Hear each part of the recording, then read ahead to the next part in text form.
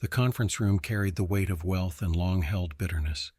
A mahogany table dominated the space, surrounded by leather chairs that exceeded the value of most vehicles. Aldric Pemberton, my father-in-law, occupied the head position, regarding me with the distaste one might reserve for something unpleasant, tracked in on expensive shoes. Perhaps I should begin at the beginning. I go by Desmond Hartley. I've reached 63 years of age and have shared 37 years of marriage with Vivienne Pemberton. Our home is a modest bungalow situated in North York, Toronto, measuring 1,600 square feet with 2 bedrooms, the sort of dwelling where winter's furnace hum echoes through rooms and neighboring dinner preparations drift through walls. Vivienne and I crossed paths in 1985 at a community center charity event.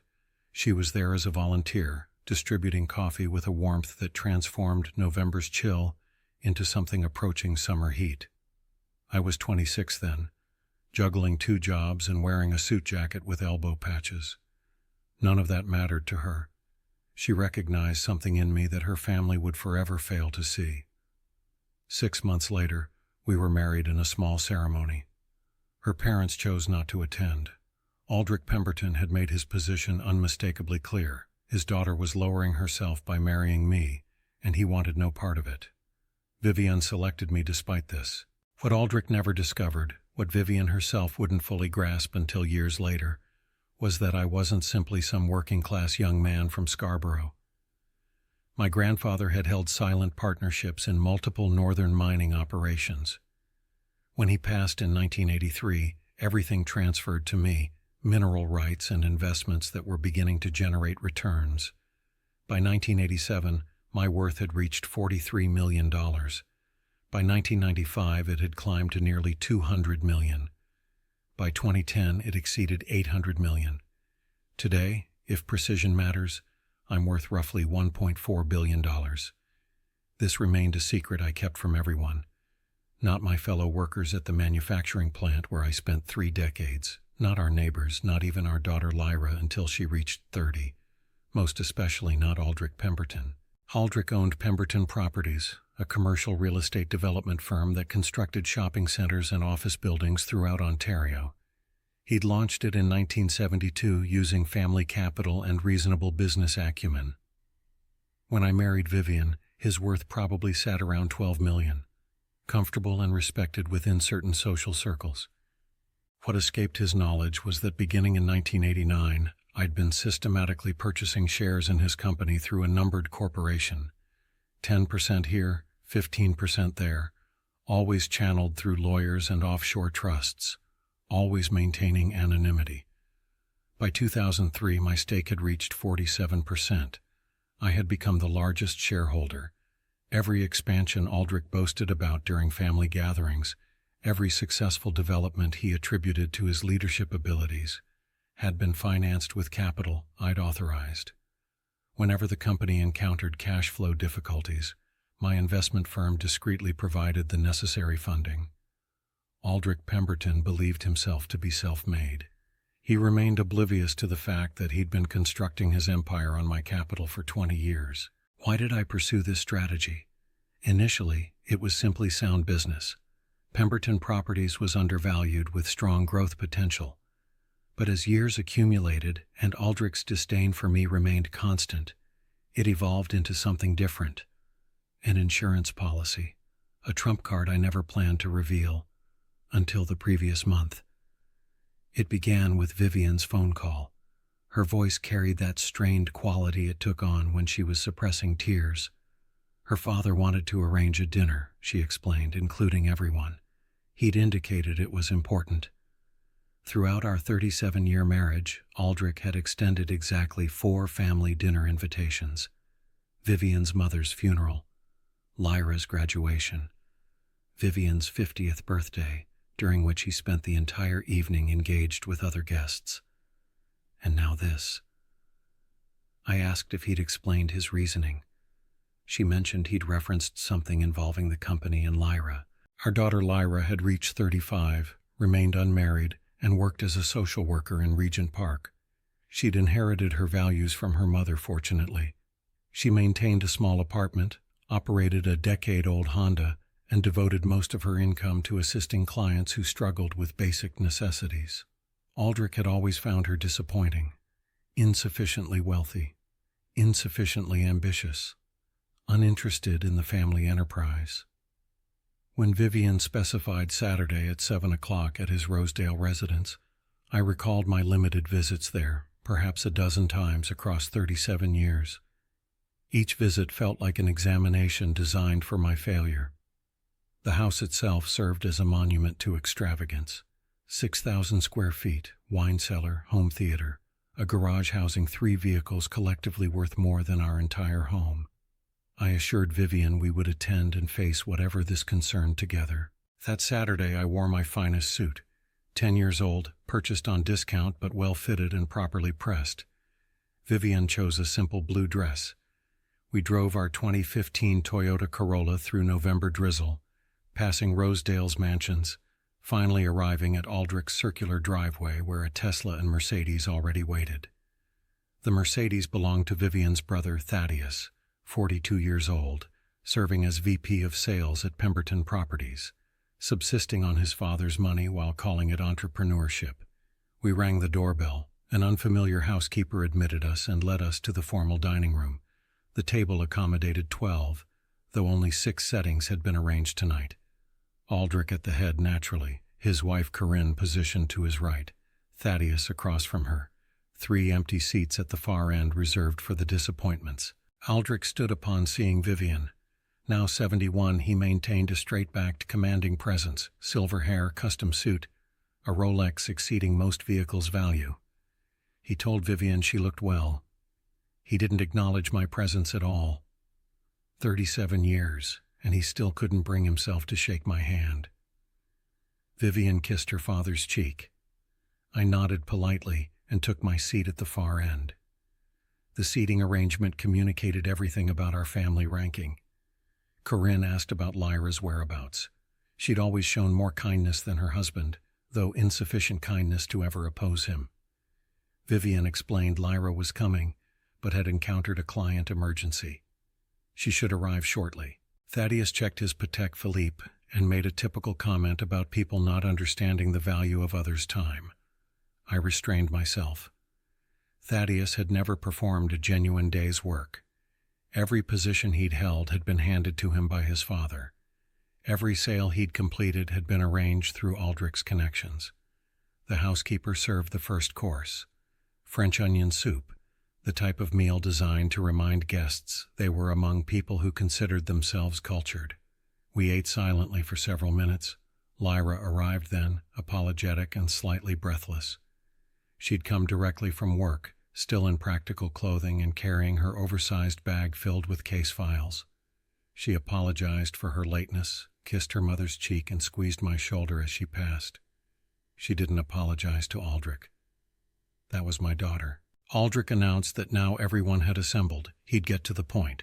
He stated he was 71 years old and had built Pemberton Properties from nothing into one of Ontario's most successful commercial real estate firms, but he wouldn't live forever. He paused for emphasis. Thaddeus leaned forward eagerly. Vivienne's hand found mine beneath the table. Aldric explained he'd decided to formalize the succession plan. Thaddeus would assume the CEO position when Aldric retired the following year. The transition had already commenced. Thaddeus attempted to appear humble and failed completely, expressing his honor and commitment not to disappoint. Aldric assured him he wouldn't. He then turned his attention to Vivienne and Lyra, explaining this affected them as well. He and Corinne had updated their estate plans. Upon their deaths, Thaddeus would inherit controlling interest in the company. Vivienne would receive a small percentage of shares, perhaps 5%. I felt Vivienne stiffen beside me. 5%. After a lifetime as Aldric's daughter, that represented her value to him. Lyra would receive a cash settlement of $250,000. Aldric mentioned he'd considered making it conditional on her changing careers, but Corinne had convinced him that would be cruel.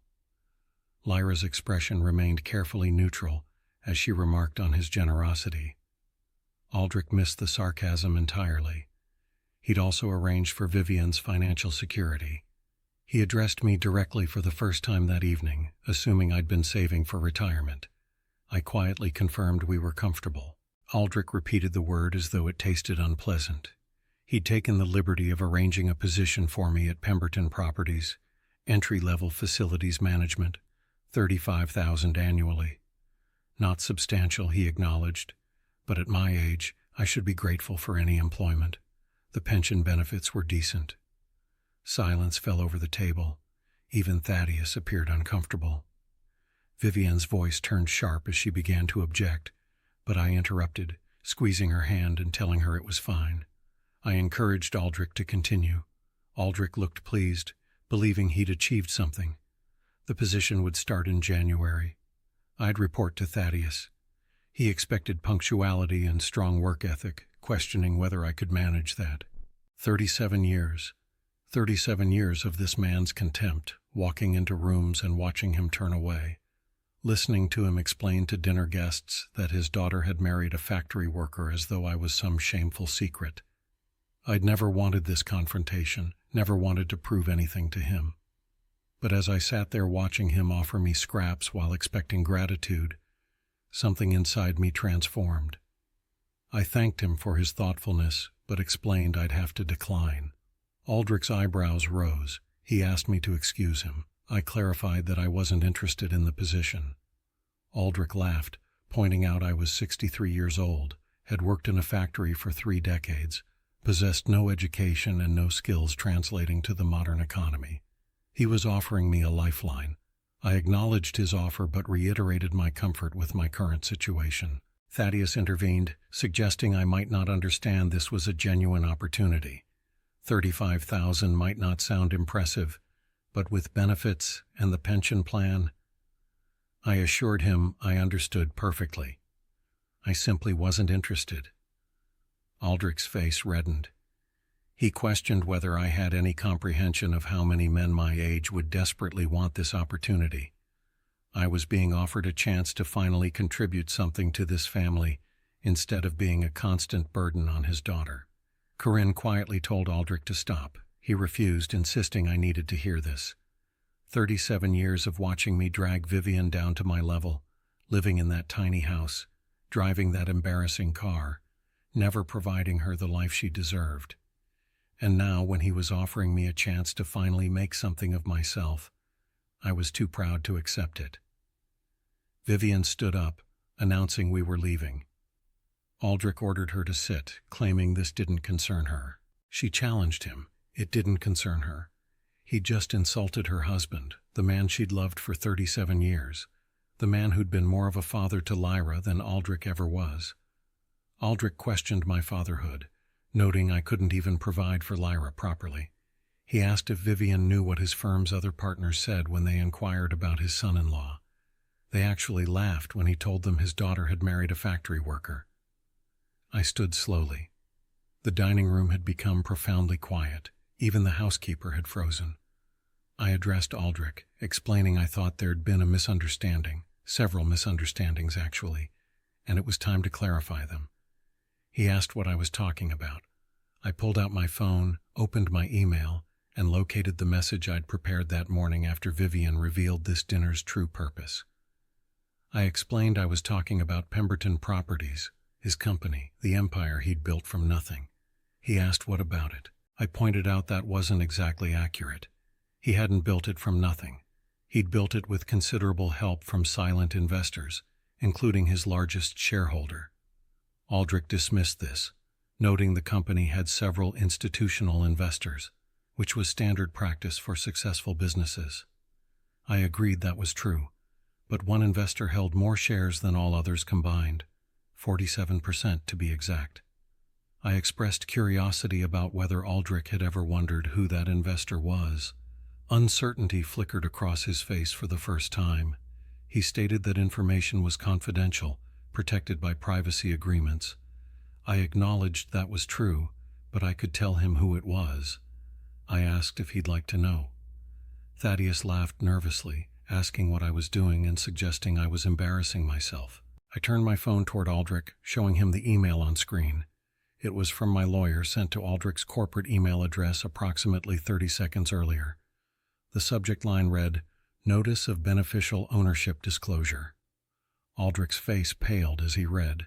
His hand actually trembled as he reached for his own phone.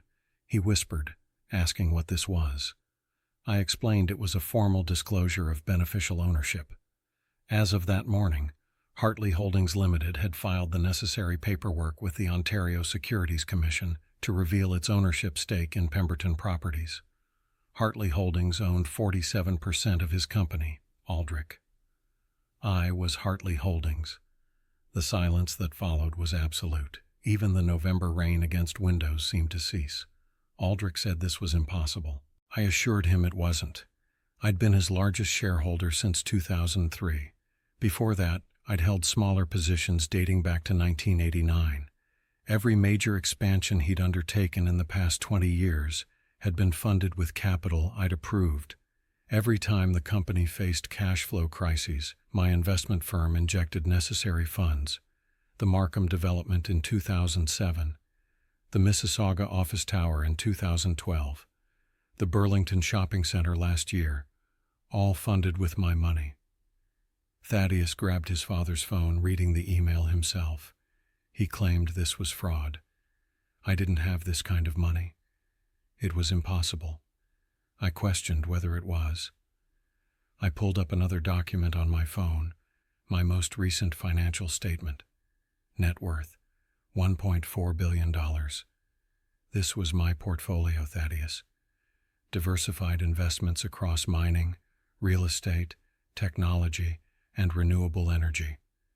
Pemberton Properties represented approximately 3% of my total holdings. Vivienne was staring at me, not with anger, but with something resembling wonder. She said my name, questioning why I'd never told her. I explained it was because it didn't matter. Money doesn't change who we are, Vivienne. We were happy in our little house. We raised a wonderful daughter. We had everything we needed. She couldn't finish her sentence about letting her father continue his behavior.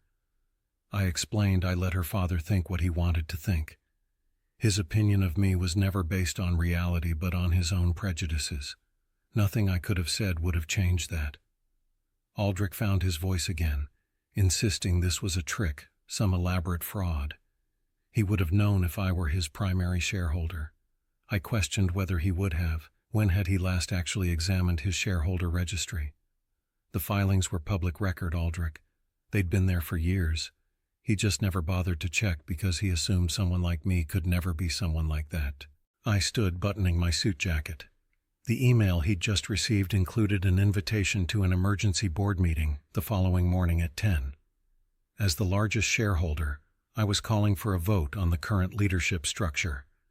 Given the company's recent performance issues and concerns several board members had expressed privately about nepotistic hiring practices, I expected the vote wouldn't favor him. Thaddeus protested that I couldn't do this. His father had built this company. I corrected him. He built it with my money. And he'd been making increasingly poor decisions. The Oakville development running 6 months behind schedule and $3 million over budget. The disastrous Alberta market expansion. The sexual harassment lawsuits from 3 former female employees that the company had settled quietly. I asked if I should continue. Aldric's face had transformed from red to gray. He called me a bastard, noting he'd given me a chance tonight, a job, a way to finally contribute to this family. And this was how I repaid him. I questioned the concept of repayment. I laughed, though without humor. Aldric, I didn't owe him anything. He'd spent 37 years making clear I wasn't good enough for his daughter, that I was an embarrassment, a burden. Here was the truth. I'd been subsidizing his lifestyle for 2 decades. That Tesla in his driveway, paid for with dividends from my investment. This house? The mortgage was refinanced in 2015 with a loan I'd approved.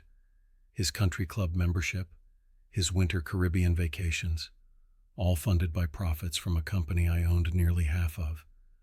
Corinne had her hand over her mouth. Vivienne was crying quietly. Lyra looked like she wanted to speak but couldn't find words. Thaddeus stood, threatening to fight this, to take me to court. I asked what exactly he'd do. Sue me for being a successful investor. challenge my ownership in court where every detail of how I'd acquired those shares would be examined and found completely legal. I encouraged him to proceed. I had excellent lawyers. I turned to Vivienne, apologizing that she had to learn about this tonight. I'd wanted to tell her so many times, but it never seemed important. We were happy. We had each other. The money was just numbers in an account. She wiped her eyes, saying I should have told her. I acknowledged that. But I asked if she would have married me if she'd known I was wealthy. She insisted she would have. I pressed further. Would she have stayed with me when her father cut her off? When he made clear that choosing me meant losing her family? Would she have believed I loved her for herself and not because she was Aldric Pemberton's daughter? She fell quiet for a moment, then nodded, acknowledging I was right. She needed to choose me without that complication. She needed to know we were building our life together, not living off my money. I turned back to Aldric. Regarding his job offer, I declined, but I had a counter-proposal. The following morning at the board meeting, I'd be proposing several changes to the company's leadership structure. Thaddeus would be removed as VP of Sales pending comprehensive review of his actual sales performance versus sales attributed to him. Aldric would be required to step down as CEO and accept a consulting role with significantly reduced authority. Aldric insisted this was his company. I corrected him. It was our company, and I'd been a silent partner long enough. But here was my offer: resign gracefully tomorrow, accept the consulting position, make a public statement about wanting to spend more time with family, and I'd ensure he retained a generous salary and benefits package. Refuse and the board would vote him out anyway, but with considerably less grace. Corinne asked why I was doing this after all these years. I looked at Vivienne, at Lyra, at the two women who had loved me without knowing about the money, who had seen something in me that Aldric never could. Because tonight Aldric had made clear that nothing would ever change.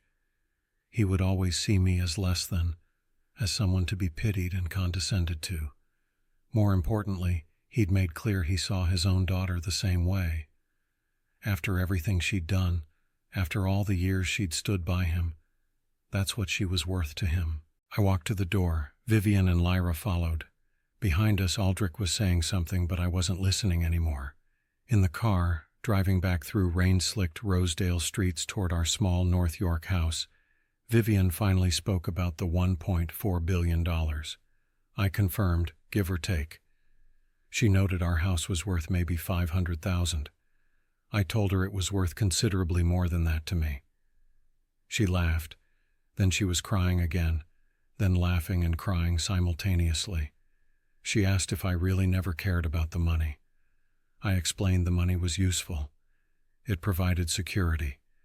It meant I could help people quietly when they needed it. But it was never what mattered. What mattered was her, Lyra, the life we'd built, the fact that when she looked at me she saw who I really was. Not the factory worker her father saw, not the billionaire I could have been, just me. Lyra spoke from the back seat, asking what happened now. I explained we'd see if her grandfather had any sense remaining. My guess was he'd resign. Thaddeus would probably try to fight it, but he lacked any actual leverage. The board would vote for new leadership, and I'd recommend someone qualified who wasn't a family member. The company would be fine. Vivienne asked about us. We'd go home, I explained. Tomorrow I'd make eggs for breakfast. Her mother would read the Sunday paper. Maybe we'd walk if the rain stopped. Same as always. Lyra noted the $1.4 billion. I told her the money didn't change anything that mattered. But I was wrong about that. The money changed one thing. The next morning, before the board meeting, my phone rang. It was Aldric. He stated he'd resign and make the statement I wanted, but he needed to ask something. I asked what. He wanted to know why I'd stayed silent all these years. If I'd wanted revenge, I could have destroyed him repeatedly. Why wait until now? I considered that for a moment, because it was never about revenge, Aldric. It was about protecting the people I loved. As long as he was just being rude to me, I could ignore it. But the previous night, he'd shown Vivienne exactly how little she mattered to him. He'd done the same to Lyra. That's when silence stopped being an option. He said he never meant to hurt them. I acknowledged I knew that, but he had, and that was something he'd have to live with. He remained quiet for a long moment. Then he said for what it was worth, he'd been wrong about me all these years. I agreed that yes, he had been. He hung up. The board meeting proceeded as planned. Aldric resigned with a carefully worded statement about wanting to focus on family and personal interests. Thaddeus was asked to take a leave of absence pending review. A professional CEO with no family connections was brought in. Pemberton Properties continued to thrive, actually better than before, without the nepotism and poor decisions that had been holding it back. Vivienne and I still live in our small North York house. We still drive the Corolla. But now Vivienne volunteers at the community center where we met, and she started a scholarship fund for young women from working-class families. Lyra opened a nonprofit providing legal and social services to Toronto's homeless population. The money funds it all quietly, without fanfare. Aldric and I reached an understanding of sorts. We're not close, probably never will be. But he's been better to Vivienne, more present with Lyra. That's all I really wanted. Sometimes people ask me why I live so simply when I have so much money. They don't understand that the simple life was the point. The money was just a tool, a way to ensure security and help others. But the real wealth was always the life Vivienne and I built together. The Sunday morning breakfasts, the walks in the rain, the quiet evenings reading beside each other. Aldric Pemberton spent his entire life chasing status and recognition. He built an empire but lost his daughter's respect in the process. He had everything money could buy, but didn't understand that the most valuable things can't be purchased. I learned that lesson long ago in a community center on a November evening from a woman serving coffee with a smile that made winter feel like summer. Some people measure wealth in dollars. Others measure it in the moments that matter. I've always known which one I'd rather be rich in, and that's a choice that has nothing to do with money at all.